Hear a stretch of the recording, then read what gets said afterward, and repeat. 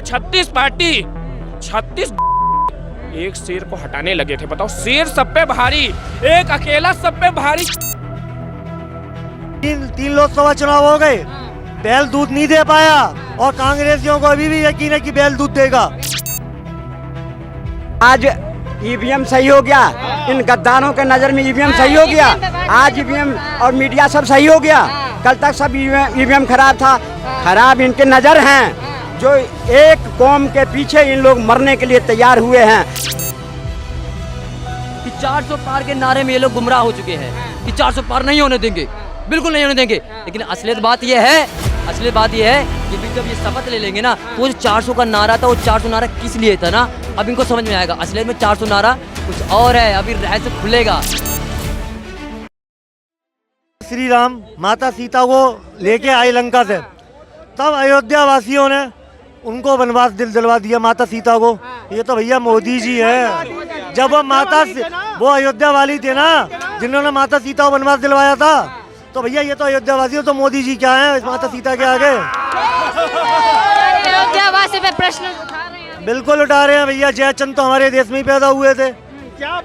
और साहब मोदी जी हम शर्मिंदा है, जयचंद अभी भी जिंदा है।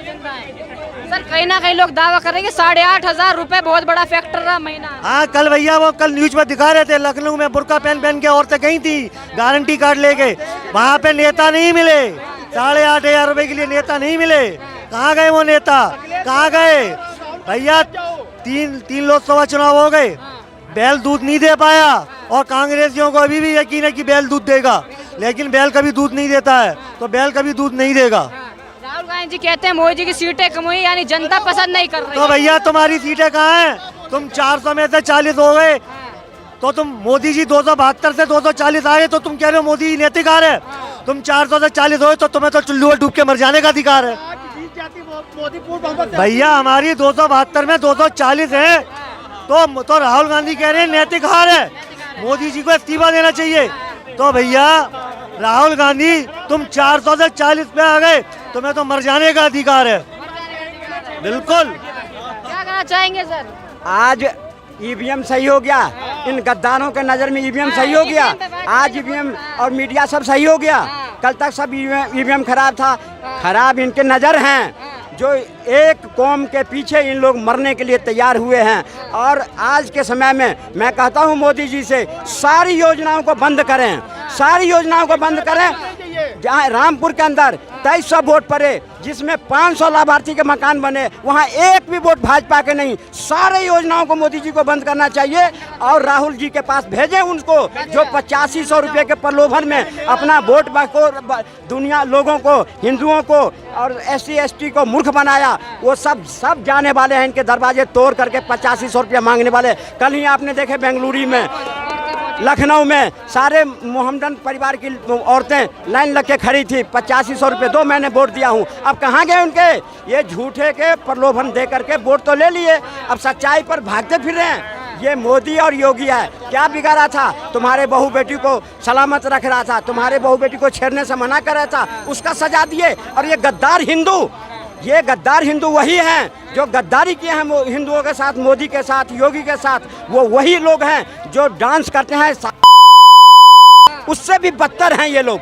मैं बिल्कुल कहता हूँ ये जो हिंदू होकर के हिंदू को विरोध कर रहे हैं, ये नहीं है जो शादियों में डांस करते हैं, ये वो हैं जो आज योगी और मोदी को पार्लियामेंट में बहुमत देने से मना कर रहे हैं। ये यूपी के लोग, ये संपूर्ण यूपी को नहीं कहता हूँ मैं, जिन सीटों पे हारा है वहाँ के लोग गद्दार हैं, जो योगी और मोदी के सारी योजनाओं से लाभ। ऐसा भी तो होता है कि काम ही ना क्या हुआ। अमेठी में जब स्मृति ईरानी जी हारी, लोग कहते हैं स्मृति ईरानी जी आती नहीं। आज सबसे ज्यादा योजनाएं, सबसे ज्यादा रोजगार पे सबसे ज्यादा यूपी को फायदा हुआ है। चाहे लखनऊ हो, चाहे कानपुर हो, चाहे अयोध्या हो, सबसे ज्यादा अगर सबसे नंबर 1 वो दिन भूल गए। ये यूपी के लोग महाराष्ट्र में जाके कूटते थे, दिल्ली में कूटते थे, बंगाल में कूटते थे, सब जगह से कूटते आज उनकी सुरक्षा की, उनकी नौकरी की सारी व्यवस्था अगर योगी ने किया तो गलती किया और उसका सजा उसे दे रहे हो। शक के दृष्टिकोण से देखे जाते थे, शक के दृष्टिकोण से आजमगढ़ को देखा जाता था। आज आजमगढ़ में एयरपोर्ट बना के, यूनिवर्सिटी बना के आजमगढ़ के लोगों को जीने का अधिकार दिया सच्चाई के साथ। आज उसका परिणाम ये मिला। आज सारा देश सारा देश उन जिलों पर थूकता है, उन लोकसभा पर थूक रहा है जिसने मोदी को हराया है। योगी मोदी हारा नहीं है, ये मोदी कहाँ हारा है? जो कांग्रेस आज फुदक रहा है 99 सीट लेकर के, वो 400 सीट पढ़ के 40 पर सिमट गया था, तब उसकी बोलती कहाँ गई थी? आज सिर्फ इसलिए कि मेरी इतिहास को बराबर कहीं नेहरू जी के बराबर मोदी जी ने पहुँच जाए, इसको रोकने के लिए मोदी नहीं बनना चाहिए। मोदी नहीं, अब मोदी कल शपथ ग्रहण ले रहा है और देश का तीसरी बार बागडोर संभाल रहा है, उसको कोई रोक नहीं सकता है। और 5 साल सरकार चलेगी और जम के चलेगी, और इन जो हिजड़े हैं इनसे कुछ नहीं होने वाला है। ये ऐसे ही किसी खास कौम के लिए जूते में पालिश करते आए हैं और करते रहेंगे। बदलाव भी आ जाता है, कोई बात नहीं है। बात अयोध्या की रही, अयोध्या में मोदी जी हरे, तो मैं मथुरा से हूँ। हाँ, तो हेमा मालिनी जीती है लगातार। जीती है, हाँ, लगातार बीजेपी जीती है मथुरा से। अयोध्या से हारी, तो माना है कि कुछ दुबले लोग होते हैं, तो ये फर्क भी पड़ जाता है अयोध्या की सीट का। तो ये बात है बस, और कुछ नहीं। अयोध्या में अखिलेश की सरकार है, अखिलेश की सरकार आ गई, अब बताओ और क्या तो राम मंदिर बनवा के दिया गया था, वो तो मोदी सरकार की राज में हुआ है। हाँ, उसके बाद उधार गए वहाँ से। अब तो हार गए तो हार गए भी भाई। अखिलेश की सरकार है, सरकार तो मोदी की है, तो कैसा अखिलेश की सरकार है? ये छल कर लेंगे मंदिर के साथ में, छल करके जीतेंगे तो वो उनकी सरकार हो गई। अरे क्यों भाग रहे हो, भाग के रहे हो? आ जाओ ना, मोदी के टक्कर में कोई नहीं है। और ये छल कर रहे, कह रहे हैं हिंदू ना, हिंदू तो दोगले हैं, इन्हें तो ऐसे लोगों को ना।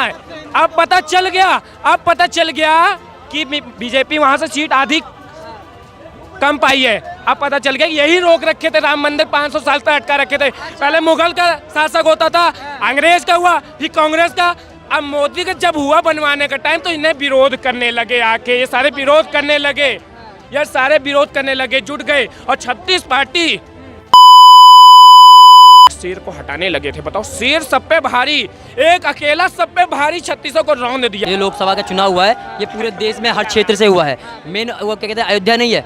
बात यह है कि हमारा मंदिर था, बरसों से बना नहीं था, अब बन गया, हम जाके अपना दर्शन कर रहे हैं। बस सीट जो ये लोग कहते हैं ना कि क्या कहते हैं, धर्म के नाम पे तुम लोग वोट लेना चाहते थे, भैया ऐसा है, हमें वहाँ भी नहीं चाहिए था कि धर्म पे कहते हैं। कभी मोदी जी ने कहा कि भैया हमें वहाँ से चाहिए, नहीं चाहिए ना। हार गए या जीत के, बहुत सारी स्टेट में ऐसे हारे हुए हैं, जीते हुए हैं, इसका मतलब थोड़ी होता है।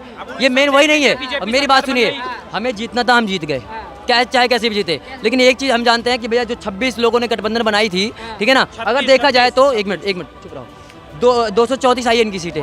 अगर देखा जाए ना, ये 26 में अगर बांटोगे ना, तो इनके कटोरे में सिर्फ 9 सीटें आ रही हैं, आप डिवाइड कर लो, ठीक है। और मेन रही राहुल गांधी की, तो सिर्फ 99 उनके क्या कहते हैं खाते में आता है। अगर राहुल गांधी अकेले लड़ते तो क्या जीत सकते? नरेंद्र मोदी जी का कितना आया? 240, अकेला बंदा लेके आया। अगर एनडीए को जोड़ा जाता है 292 पहुंच जाता है, ठीक है ना।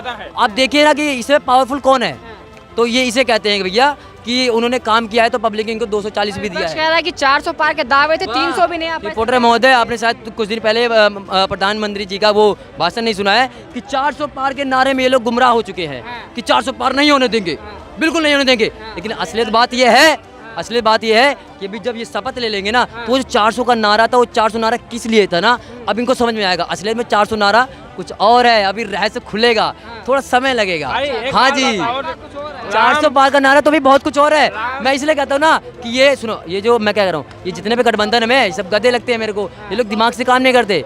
ये कहते हैं हमारे जो नरेंद्र मोदी जी ना, वो दिमाग से काम करते हैं, तभी आज हमारी जीडीपी 11 से 5 रुपया अटकी हुई है। अब देख लीजिए ना, तो भैया ये 400 पार का नारा ये तुम्हारे उनके शपथ के बाद ही पता चल जाएगा। भाई एक बात बताओ, रामपुर में 532 आवासीय योजना ने दिया, यूपी में सबसे नंबर 1 उत्तर प्रदेश है, वहाँ पे 532 आवासीय योजना दिया गया। ये वहाँ पे बीजेपी का 0 भी खाता नहीं खुला, ऐसा क्यों हो रहा है? यही दोगले हैं सारे। और हिंदू के साथ में तो ये भी दोगले हैं। आजम खान का चलता था कुत्ते, तो आजम खान का वहाँ चला। एक मिनट सुन लेते हैं सर, कुछ कह रहे हैं जी सर। ये लोग भाजपा को वोट देते, दोगले नहीं होते। भाजपा को नहीं दिया, दोगले हो गए। कह रहे हैं अगर भाजपा को, और भाजपा तुम्हारे एक काम कर देती है, उसके लिए वोट नहीं देना चाहिए।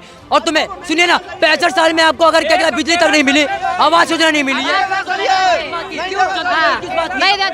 राजस्थान जनता ने अब बार नल गया नहीं देना चाहिए। हम वोट पता किसको देते हैं? जो हमारे देश को आगे बढ़ा, जो हमारे लिए काम कर रहा है, जो ग्राउंड लेवल पे कर रहा है। 70 साल में ये लोग सड़कें नहीं बना पाए, तो तुम्हारे किया क्या है? मोदी ने जिसके लिए काम किया ना, उसने अगर वोट नहीं दिया है, तो इसके अंदर सबसे बड़ा दोगला वही है।